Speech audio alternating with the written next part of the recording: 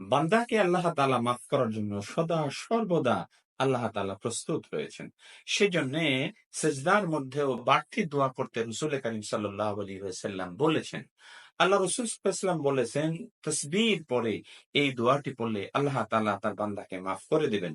দোয়াটি হচ্ছে, আল্লাহুম্মা গফিরলি যামবি কুল্লাহ দিক্কাহু ওয়া জিল্লাহ ওয়া আউওয়ালাহু ওয়া আখিরা ওয়া আলানিয়াতাহু ওয়া সিররা।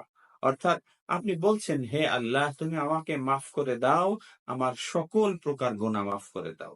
দিক্কাহু ওয়া জিল্লাহু, ছোট থেকে ছোট গুনাহ মাফ করে দাও, বড় থেকে বড় গুনাহ মাফ করে দাও। ওয়া আউয়ালাহু ওয়া আখিরা, আল্লাহ জীবনের প্রথম গুনাহ মাফ করে দাও, জীবনের শেষ গুনাহ মাফ করে দাও।